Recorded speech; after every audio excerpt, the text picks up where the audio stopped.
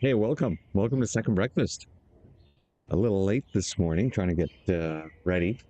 It's been a very busy couple of days. Well, this episode is sponsored by your higher power, and your higher power is free. That's right. You can use your higher power to give thanks. Give thanks for your day. Give thanks for your health, for your wealth, for your life. And when I say wealth, your spiritual wealth. Your higher power can also be used to pray for others, and then pray for those that you love and those that you don't. And as well, your higher power can also be used to ask to get through the day. Just today. If you can get through today, you don't have to worry about tomorrow. It'll be a lot easier. And of course, you can also ask your power to help others. You'd be amazed what happens when you do that as well. And with that, let's get straight into the intro and then the show.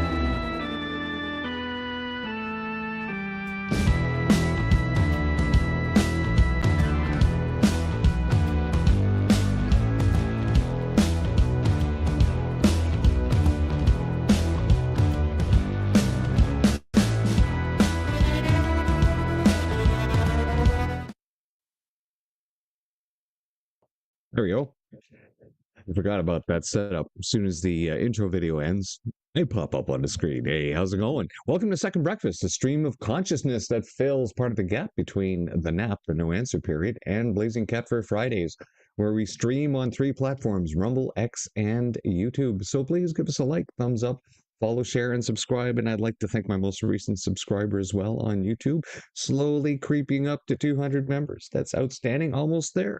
You could be that 200th member if you just subscribe. Also, you can follow me on Rumble and on X as well. The chat is up across all 3 platforms, so please feel free to ask anything. Comments by the algorithm when not writing down with my forbidden words. I appreciate your support. Please my channels share. Hope you're having a wonderful morning. Uh-oh.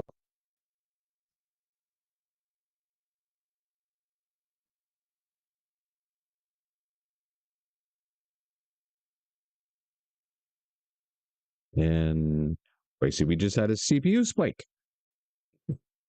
Great. Starting the channel. Again, another CPU spike right off the beginning. All right. So I hope you're having a wonderful morning. Better than my laptop. And are ready to face the day with the hope of love of your fellow man. And if that doesn't get you through the day, doesn't get your blood pumping, let's get on straight to our first story. Just skip over our channels and get into this. So there's good news and there's bad news. Yes, Canada signed a sole source contract to buy armed Reaper drones to patrol the Arctic, with first deliveries scheduled for 2025. That was good. 2025, I can't believe this. So back when I was in the Afghan war, in 2011, 2010, 2011, we knew back then that we had an agreement with the drones that we were using over there. that we could not use them within our own borders. So we could use all these drones in every other theater everywhere else on the planet except in Canada. They're already equipped, perfect for northern surveillance. Yeah. And here we are, 15 years later. It was 2026 now. We still don't have any drones flying up there. Unfortunately, before the ink was dry, the Royal Canadian Air Force decided to Canadianize them, and delivery is now heavily delayed, mid 2030s. And the Reapers still require a complete overhaul within 5 years of delivery. I can't believe this is great. We get planes purchased and delivered on a faster time scale than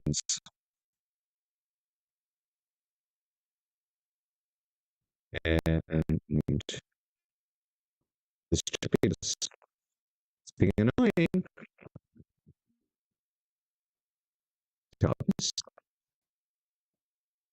Okay, we're back. All right. Give me a second. We will be right back.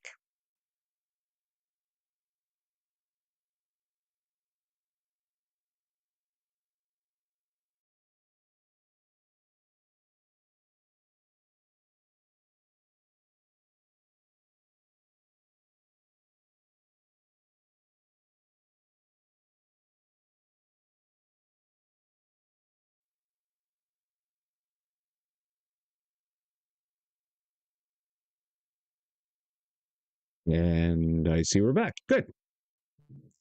All right. Terribly sorry about that, folks. It's what I have to deal with when I'm using free software and cheap hardware because, as you know, veterans are not very well taken care of in this country. In fact, um, liberals hate the military to the point where everything they do is just to enrich themselves and not protect the nation. You'll see this as we get more into this. Unfortunately, before the ink was dry, yeah, so 2030s, because they have to Canadianize them, the RCAF decided that they needed a Canadian IR, infrared, sensor installed. Unfortunately, the one they selected had already been used on other Reapers, so no problem, right? Well, of course, the RCF decided to use a variant that could talk to our new maritime patrol aircraft that will arrive thanks to another U.S. sole source contract. Surrey team elbows up in the mid 2030s, which all sounds very smart, forward thinking, but, and here's the crazy part of all, this tech relies on U.S. military satellites. But since Canada now wants to have dual satellite systems, that's the USM system for NORAD, they have given a sole source contract to Melsat, whose CEO is besties with Carney, who is hoping to get enough satellites into orbit by 2040 to allow the Canadian Armed Forces to use both the Canadian and USM satellites for their communications needs, depending on whether the drone, F-35, or maritime patrol aircraft are on NORAD or non-NORAD missions. 2040. Yeah, 14 years from now. Are you kidding me? So, of course, if you don't know anything about Telesat, they haven't put up a single satellite on their own. They've had to hop a few rides, and they've just been, well, they've been initial prototypes. So, and of course, the money that Carney gave his besties in Telesat held them over because they were about to go bankrupt. So they're using the funds to build a satellite system to actually just keep themselves solvent. So they're not going to be producing anything. We are not going to get anything out of Telesat for this at all. It's just a massive boondoggle. Of course, this has never been done before and will require more tech to be added to the Reapers, hence the complex overhaul, all based on satellite company who, despite massive subsidies from the Canadian government over the last 10 years, has already managed, thanks to SpaceX, to get a few test satellites into low orbit for their satellite internet service and have never built and launched or managed secure satellite grade systems or military grade systems. So only the Liberal Party government could turn a simple $2.5 billion contract with quick delivery of a proven armed drone system into a never-ending boondoggle that will end up costing at least 400% more than the original purchase price and delay for fully operational capability for the past decade or next decades. Anyways, it's insane. Everything the Liberals touch turns to shite. They did. Oh, let's not buy the F-35. Oh, let's buy the F-35. And in between all the cancellation fees and the new costs and everything included, prices go up. What did they do with the oil pipeline that private industry was going to build? And liberals come in and screwed that up, had to purchase it to finish it, increasing and ballooning the costs. Everything they touch turns to shite.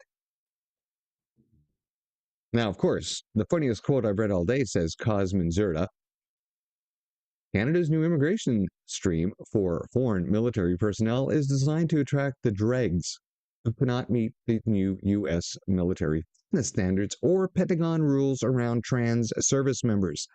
This is how we build a world-class military army. I hadn't thought about that. I was more fixated on the fact that they were going to bring in people who have no ties to this country to defend it. And then, of course, Cosmin here brings up a really good point. That's right. We certainly only going to get the B team members or the C team members or the X team members, the ones that would never be allowed into any other military on the planet. But, Canada's military needs people to fill those tampon dispensers in the men's room. And so the Justice Center for Constitutional Freedoms, who had been dealing with Jeff Evely's case here, and if you don't know who he was, we'll get into this right now. Appeal of retired Canadian Forces veteran Master Warrant Officer Jeff Evely, who was convicted of mischief and obstruction after attempting to stand guard at the National War Memorial during the Peaceful Freedom Convoy protest in 2022. National Memorial, you have a veteran, you have a card-carrying veteran, someone who served in the forces, standing on the monument, a public space. And they arrested him. They arrested him for mischief. Yeah, so the constitutional lawyer, Chris Fleury, said, we are disappointed that the Court of Appeal declined to overturn Mr. Evely's conviction. This case raises serious concerns about the scope of police powers to restrict access to public spaces and detain peaceful citizens without clear legal authority. So you're wondering why Canadians are not joining the Canadian Armed Forces. How you're treating your veterans, how you're treating your military, how you are making a complete disaster of everything you purchase. Again, the Liberals are just boasting about all this money that they're spending, and they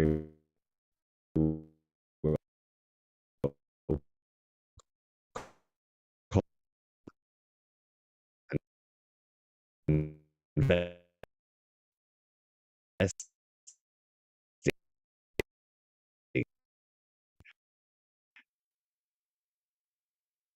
into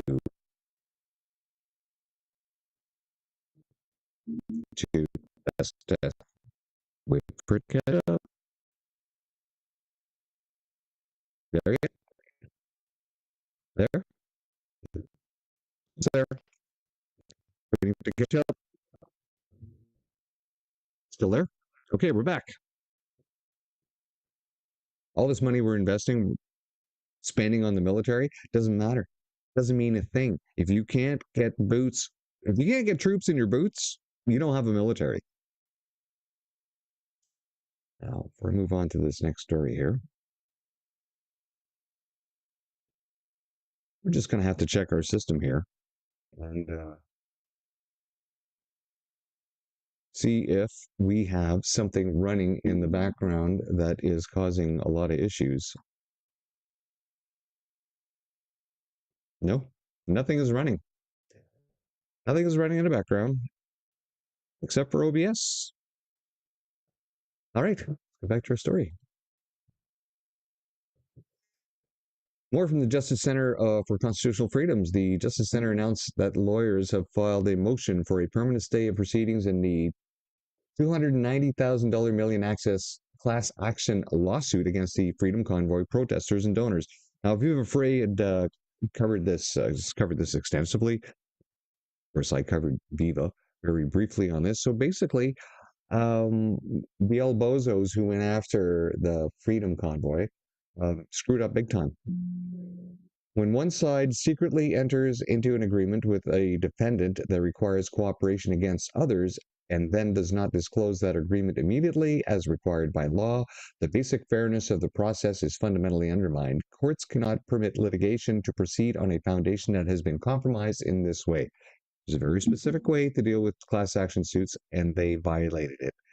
This is why they're asking for the suit to be dismissed. Now, I'm just not going to stop them from bringing it all up again and doing it again. Like the one that they have now that they've invested into, it's like the lawyer they hired. He's not a very smart fellow. Not when it comes to law. Anyway, now just a reminder, of course, Prime Minister Carney announced $2 billion. But the same error he did when he said, "Oh yes, 2 million." No, $2 billion, $2 billion more. And we know that his goddaughter, which belongs to this person right here, and this person right here, who has the daughter who was Carney's godfather of, will be probably dealing with that $2 billion being sent over there, telling Zelensky where to send it. Now, let's not forget, why is that? Why are we spending so much money in Ukraine? Canada have any assets there? Nope. Canada doesn't have any assets, but guess who does? Let's listen to a little bit of Moose on the Loose.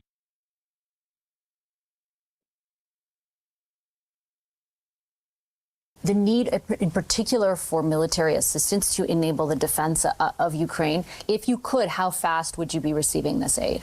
I've got something to share with you here today. Welcome back to Moose and Loose. My name's David. Today we're going to be going over why I think Mark Carney keeps sending so much money to Ukraine when so many Canadians are starving, homeless in the very freezing, frigid Canadian winter. And would you believe this all comes down to Brookfield? Let's jump into this. We're going to start this episode off right here at Chrystia Freeland. If we look at the events of the past 6 months and what has gone on here, Chrystia Freeland announced she would be a special advisor to Ukraine, still staying in the Canadian government. And eventually, what did she do? She full-on resigned and became an economic advisor to Ukraine. Now, this is interesting because Mark Carney is the godfather to one of Chrystia Freeland's sons, at least one of them, maybe two of them. She openly admitted this during a press conference. Just keep this fact in your mind as I go through this video. We're not going to mention Chrystia Freeland again, but it's very curious that Mark Carney has someone he very much trusts, that he's known for a long time, going over to Ukraine and, well, handling the money that's going on over there, or at the very least giving economic advice to Zelensky. Now, if we think about Brookfield's involvement in Ukraine, the first thing that comes to mind is, well, the rebuild of Ukraine. When this conflict is finally over, who's going to build it? Well, we already have this from this report here, coming from BFG Wealth Management, the Ukraine Reconstruction Investment Agreement, a new model for rebuilding and strategic partnership. And of these companies in here, which I've already broken down onto the Moose chart, we've got BlackRock, JP Morgan, Brookfield themselves, Citigroup, ArcelorMittal, Aon PLC, Vesta Wind System, Honeywell International, and General Electric. Now, as I have on the Moose chart here, Mark Carney's invested in almost all of these aside from two of them, so he'll be profiting off the rebuild of Ukraine. But I started doing some more digging, and I started putting some pieces together,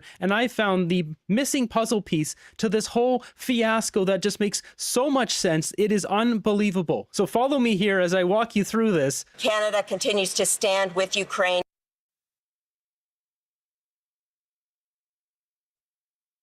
Now, I don't want to step on Moose on Loose's toes and play his entire video. You can go and watch the entire video there. But really what it comes down to is Brookfield has nuclear reactor assets that are now in the hands of the Russians. And I'm sure they would love those back. But how does a corporation retrieve assets taken by another nation? Well, I guess that corporation would have to place somebody as the head of another nation in order to use that other nation's resources to pressure the nation that stole those resources from that corporation to give it back. I think that's what they're hoping. Of course, it's not going to happen. Watch the video. It's really interesting, a lot of information, and of course, mainstream media completely absent on this story. It takes a YouTuber who's self-funded, doing his own research, to get this done. Meanwhile, we're pouring billions of dollars of our tax money to fund media that can't even be bothered to give us this information.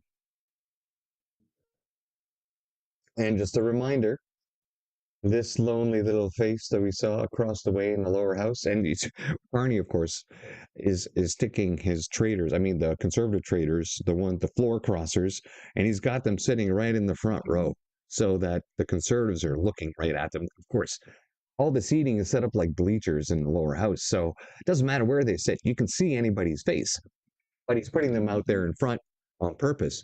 Strangely enough, Michael Ma's got his Chinese connections and he's been over there on trips. And the latest Matt Generu, well, he's been given this extra position and money to go with it. How much we don't know. We figure probably 50 grand at least. Here's a little 50 grand, probably toss him that money to get him to join. But what did Chris Johnson get? He didn't get anything. Yeah, he didn't get anything. He got that look on his face. That's about all he got. Now, as going on, as per our thumbnail, just when you thought you might be getting ahead this year, not going to happen. So let's just watch a little bit of this. And Ontario energy bills just went up 29%. I want to sit with that for a second before we go anywhere else, because those two facts are not supposed to coexist. The narrative of the past year in this country has been largely about carbon tax relief, the rebate checks, the headlines, the announcement. And here, in November 2025, the Ontario Energy Board, the OEB, the provincial regulator, issues a formal rate decision raising electricity prices across every plan, every tier, every household, by the largest single-year increase in 20 years. The decision is public, it's official. The PDF is 3 pages. And somehow, it didn't generate anywhere near the coverage it deserved. So that's what this video is. We're going to go through exactly what happened to Ontario electricity bills, why it happened, what's underneath the headline number that almost nobody is covering, and what this actually means for a family in Toronto trying to pay their bills in February 2026. I've been tracking this data for a while now, and I'll tell you, this one is more layered than it looks on the surface. There's the rate increase you heard about.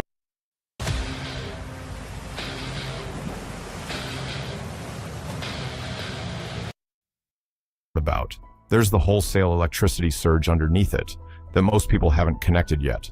There's a carbon pricing mechanism that is fully operational and fully passed through to your bill that is genuinely different from the consumer carbon tax that was abolished. And then there's the profit structure of the utilities themselves, which the Ontario Energy Board formula essentially guarantees, regardless of what happens to household incomes. We'll get to all of it. Let's start with what the Ontario Energy Board actually decided. On October 23, 2025, the OEB released its rate decision for the regulated price plan, the plan that covers roughly 85% of Ontario households and small businesses. Effective November 1st, 2025, Tier 1 electricity, which covers your first 600 kilowatt hours per month, went from 9.3 cents per kilowatt hour to 12.0 cents. That's a 29% increase on the first portion of every bill.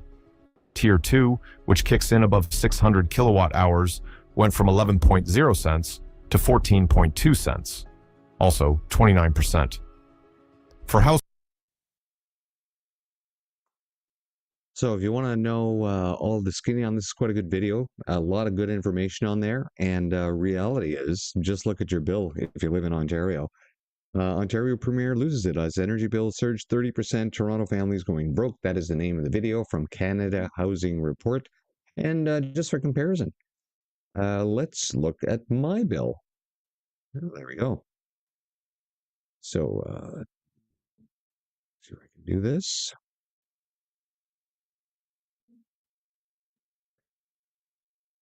So as you can see the rate change between the prices from last year and this year that just changed here in January. Isn't that nice? Now, if you listen to the video, they go through and explain how a good chunk of that increase. And here we go again. A bit of a stutter. Waiting for the stream to fix itself. Waiting for the stream. Waiting for the stream. Still waiting for the stream. Still waiting. There we go. If anybody out there knows how I can fix that problem here in OBS, send me a comment, send me an email, send me something. Because I've tried almost everything going on for coming up on a year now, continually finicking this OBS program and constantly getting this streaming issue. So, you remove a bit rate here, you increase it there, you change different things. It's just nothing ever seems to work. Now, getting back to this bill, look at this. You can see the increase. Now, most of the increases are actually hidden. They're hidden because you don't see them. And that's what makes it difficult for people to understand.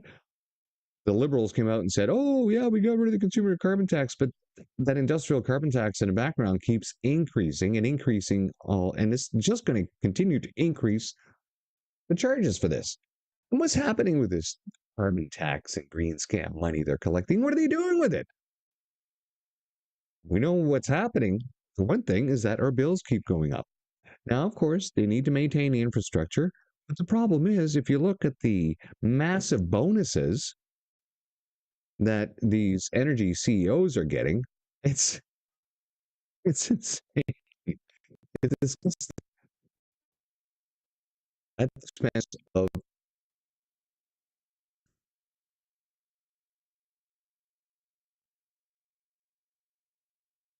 back, back, we back, still back here. Okay, back. Well, here we go. Half-hour show.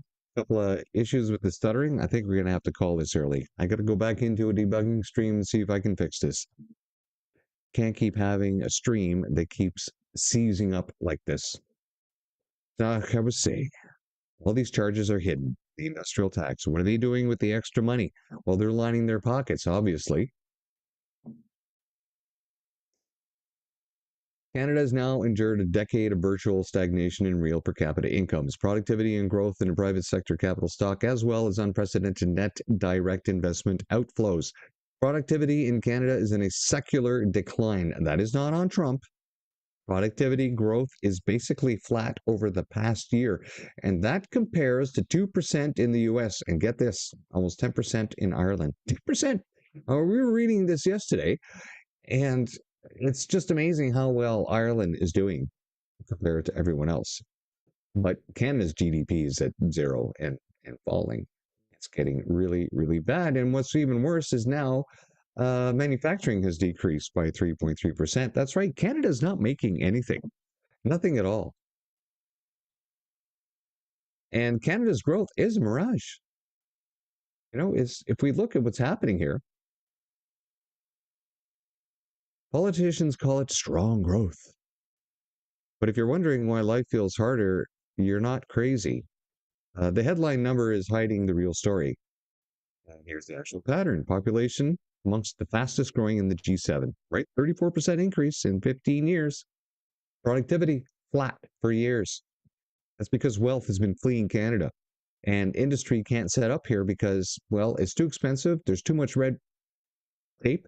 And in the end, the profits will probably make you bankrupt because the liberals, the liberal criminal cartel, make it impossible for people to make money without a whole chunk of the money going into the coffers of the government so that the liberals can waste it on themselves. When you grow by adding people instead of increasing output per worker, total GDP rises automatically, but living standards don't. It's arithmetic, not achievement, right? And that is why we have a housing crisis. That is why our healthcare system is crap, because there's too many people and too few doctors and healthcare professionals.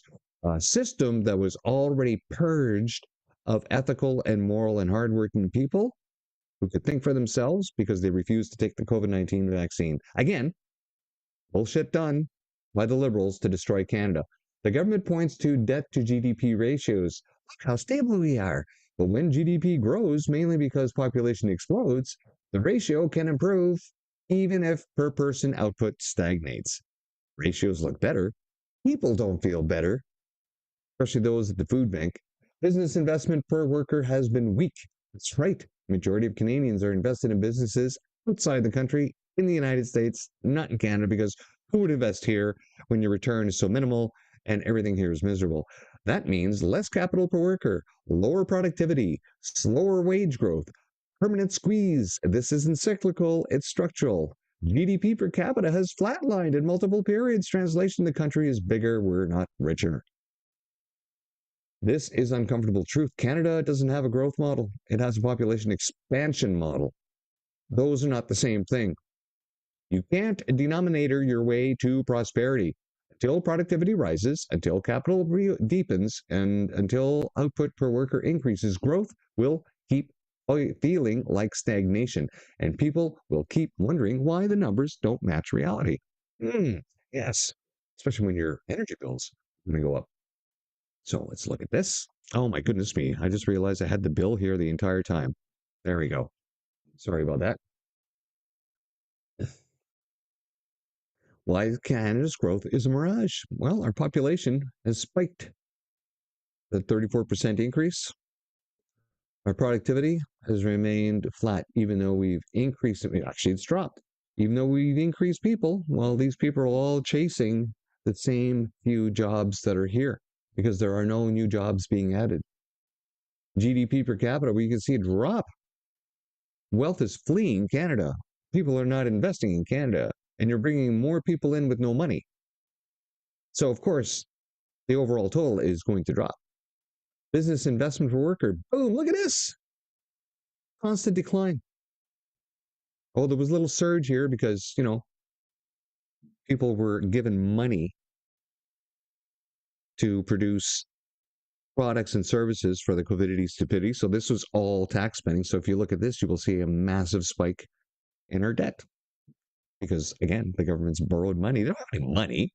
We don't have any gold reserves. They just keep printing. Now, the Parliamentary Budget Officer confirmed, and this was a big topic over the last 2 weeks in Parliament, the issue about $1.5 billion per year spending on people who shouldn't be here, giving non-citizens better healthcare provisions than citizens who've lived here their entire life. So let's just listen to a beginning of the video.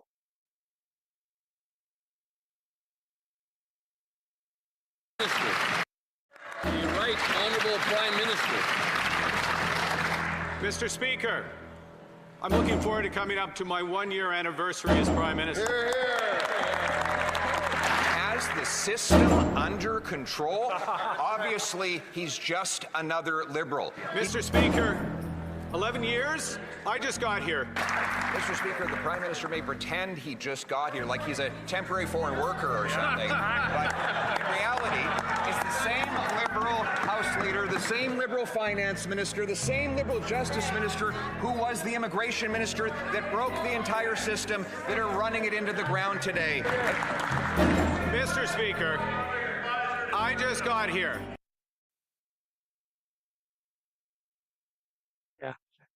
These liberals, they just lie continually. He hasn't just gotten here. He was little Trudeau's financial advisor for 5 years. He's been working in the back. There's actual documents with his name on it regarding how he supported using violence to suppress the Freedom Convoy, which is obvious why their government has refused to make amends for being found twice criminally responsible for violating people's civil rights. With that, and that's just the kind of person he is. They don't care, and they know nobody's going to be able to hold them accountable. Here's a post here by Debbie Bloodclot. Driving the koala pass, no chains, and wearing a pair of flip-flops. Room temperature IQs are too stupid to exist, and snow. Indian trucks kill Canucks, she posts. So yes, if you don't have people here that are culturally acclimatized to how we live, how we work, and can this guy even read English? Because there's signs posted. And anyone who has a driver's license to drive a vehicle that size would have had to pass a test that would make him know that he needs to use chains on his tires. But Yeah, snow temperature IQs. Now, Leanne Diab, our migration minister, not immigration minister, they just the non-gatekeeper, just leaving the gates wide open and letting everyone come in. They never answer any questions, right? They won't answer a question, and they will just keep repeating what they're going to do as if that's an answer. So they won't answer you. They're just going to keep repeating to you what they're going to do. It's a very, very bad tactic. Conservative government had put back in 2012 was unconstitutional. Because it picked out particular countries. They say this new motion would kind of supersede that because it's all countries. What are you saying? So what we have done in Bill C-12 and what we are doing with ensuring that our visa system is integral, we have done a lot of changes. We've also introduced co-pay provisions. We want to still protect those refugees and those people that are claiming the help and need from Canada that legitimately deserves to be protected, including the children. So that was something that kept going on about you say, oh, won't you think of the children? Won't you think of the children? The truth is, they're not going to change anything. They're going to keep bringing in the population replacement because that's their plan, right? They have not slowed down.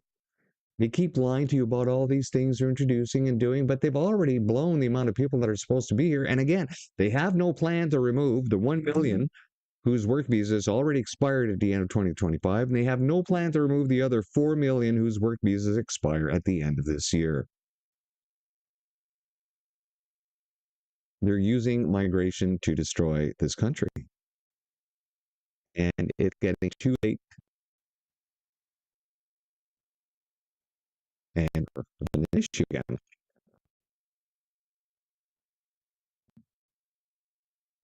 Are we almost there? Almost there. Almost there.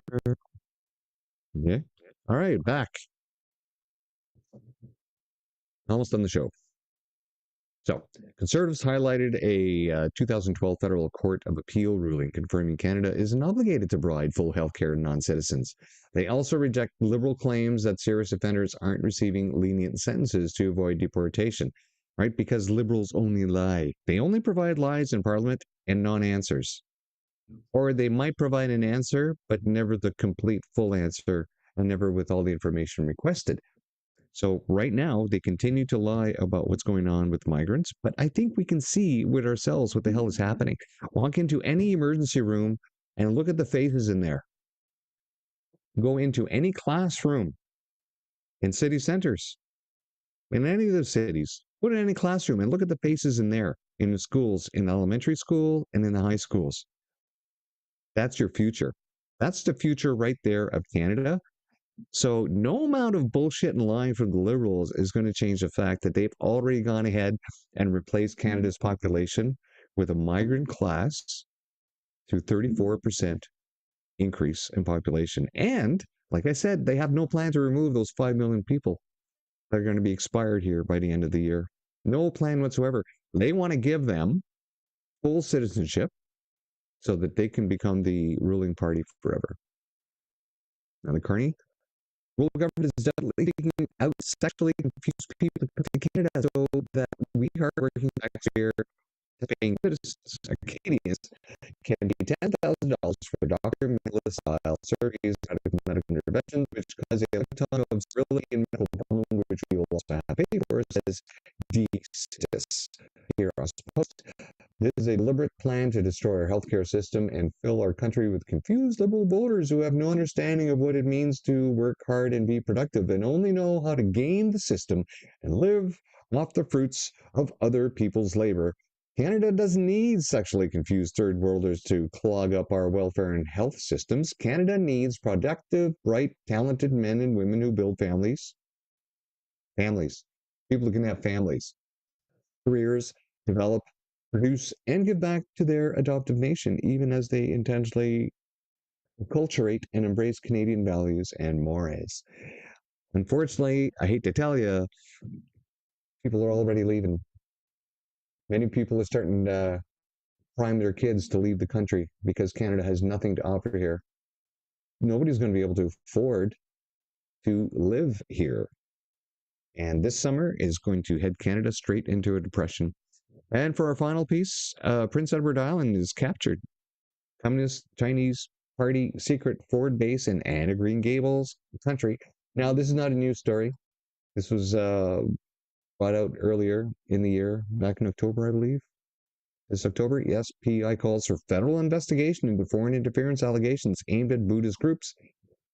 Yeah, of course, aimed at Buddhist groups. So, of course, the CBC, right? They always have to play the racist angle here.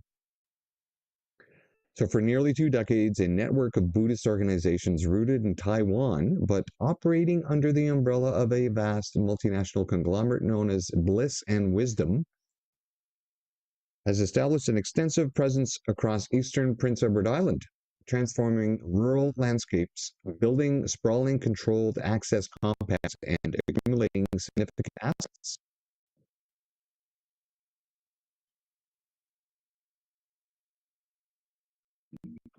And I see we switch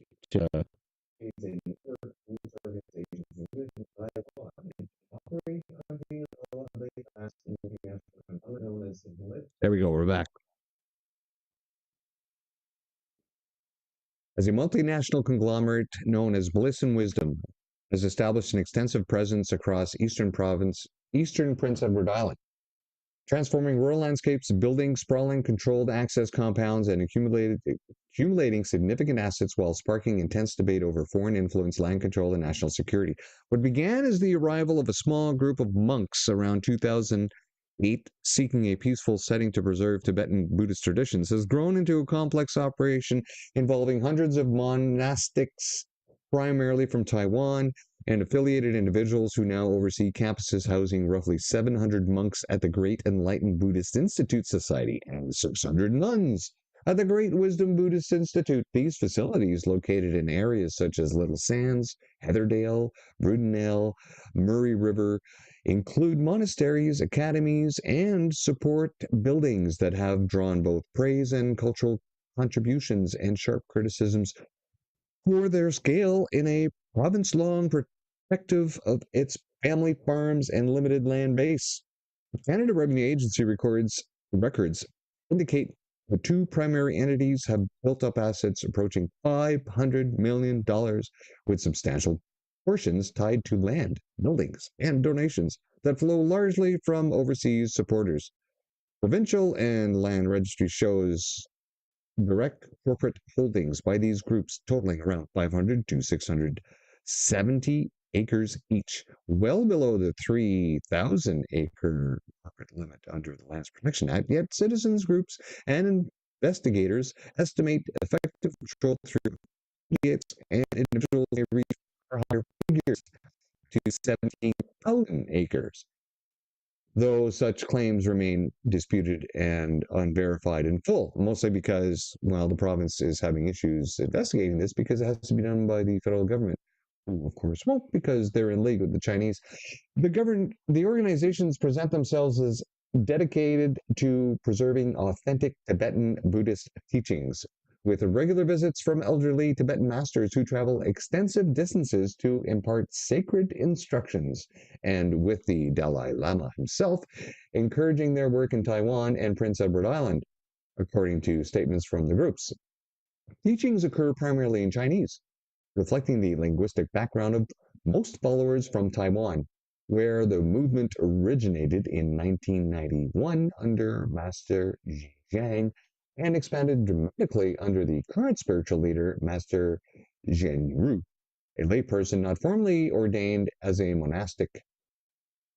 Now, the groups emphasize that 99.8% of their donors are individual supporters worldwide, contributing 97.7% of total donations in recent years, with breakdowns showing 67.2% from Taiwan, 23.7% from North America, and 1.2% from mainland China and smaller shares from Hong Kong and other regions. They maintain clean audits from firms such as KPMG, welcome official scrutiny, assert full transparency and cooperation with probes into land use, and deny any connection to the Chinese Communist Party or its influence operations. Representatives highlight awards from Taiwanese government ministries for their social and environmental work, including representation at international forums, and note that such recognition would be unlikely for any entity aligned with Beijing. Yet, a growing body of analysis from former intelligence and law enforcement professionals paints a different picture, suggesting these operations align closely with classic tactics employed by the Chinese Communist Party through its United Front Work Department, which historically uses cultural, religious, and diaspora networks to advance strategic interests abroad, including elite capture, financial flows, and low visibility footholds. In the 2025 book, Canada Under Siege, How Prince Edward Island Became a Forward Operating Base for the Chinese Communist Party, co-authored by Michael Jinu Katsuya, a former chief of Canadian Security Intelligence Service Asia Pacific Desk, and Gary Clement, the former national director of the Royal Canadian Mounted Police, Proceeds of Crime Unit. The authors detail a pattern of opaque funding, large-scale land acquisitions, and potential immigration maneuvers that they argue warrant deep investigation. Juno Katsuya, who has testified repeatedly on foreign interference, draws on decades of monitoring Beijing tactics to argue that the scale of activity in a small rural province like Prince Edward Island, with its population of about 170,000, offers an ideal low-profile entry point shielded from the scrutiny faced in larger centers. Clement focuses on financial trials, pointing to possible money laundering through religious donations and business affiliates in Taiwan and beyond, while noting parallels to organized crime structures where layers of individuals and entities obscure beneficial ownership.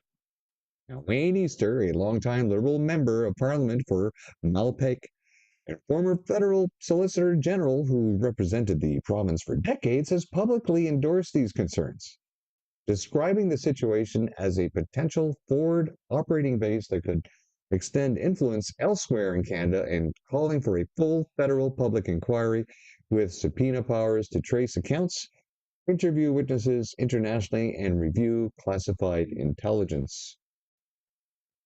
Central to the allegations in the handling of land under Prince Edward Island's strict Lands Protection Act, designed to safeguard family farms from corporate and non-resident accumulation. Direct ownership by the monastic corporation stays within limits, but critics, including local coalitions and authors of the book, allege widespread use of proxies, where individual monastics, rectors, or affiliated lay people purchase properties, often at premium prices, then transfer or gift them to the organizations for nominal or no consideration. Local researcher Kevin Arsenault, who detailed examinations of public land records, have received limited mainstream attention.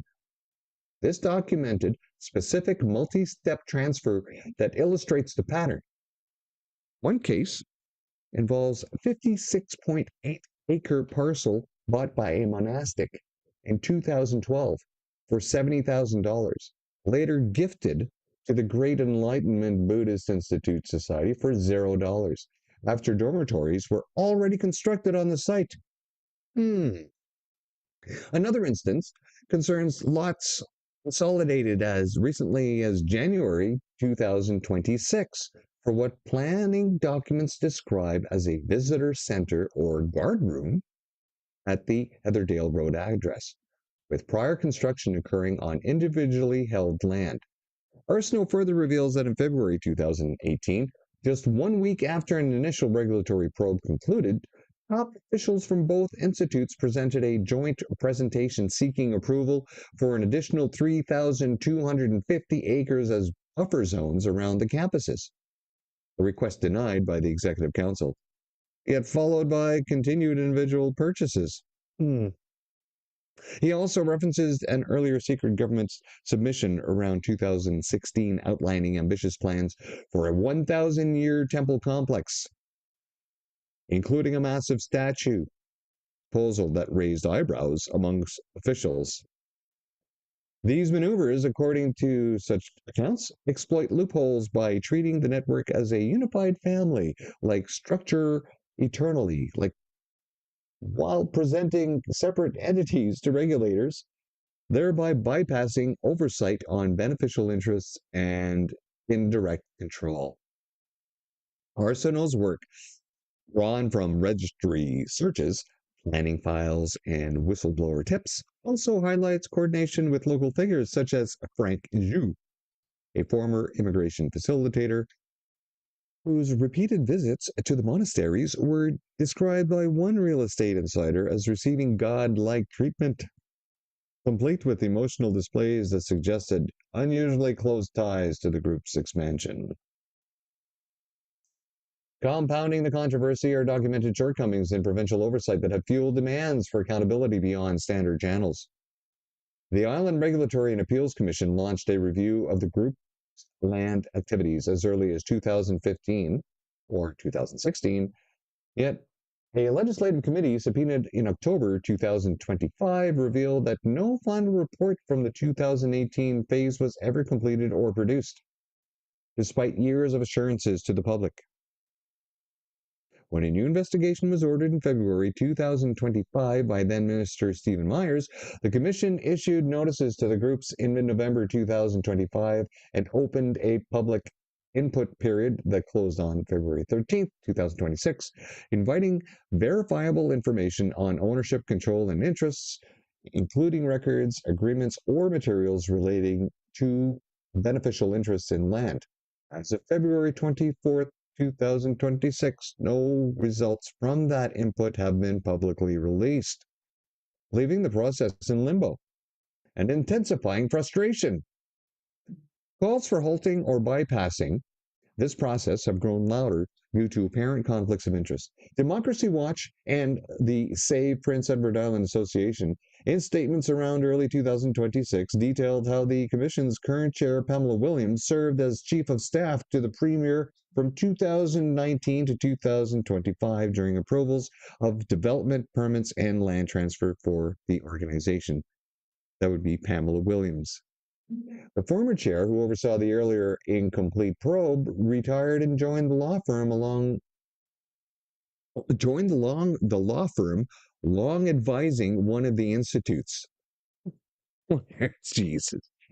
Broader senior management of the commission has ties to the same firm, which has represented the groups for 14 years, raising questions about impartiality in assessing indirect holdings or gifting schemes. These groups argue that only a fully independent public inquiry, staffed by external experts with forensic capabilities, subpoena authority, and no local connections, can restore trust and uncover the full scope, especially given the multi-billion-dollar scale of the parent conglomerate and allegations of infiltration by external powers. Federal responses have been similarly layered, with mixed signals that echo broader criticisms of Canadian institutions' handling of Chinese Communist Party activities. As outlined in the 2025 Hague Public Inquiry Final Report, which labeled Beijing as an existential threat to democracy, while noting repeated ignoring warnings from security agencies across multiple governments. The Royal Canadian Mounted Police received complaints on potential money laundering and foreign interference dating back to 2015, conducted reviews, and initially deemed the allegations unfounded without detailing interviews or evidence examined. Following Premier Rob Lance's letter in October 2025, urging immediate transparent probes of the first and the flash transaction representative center, let me please confirm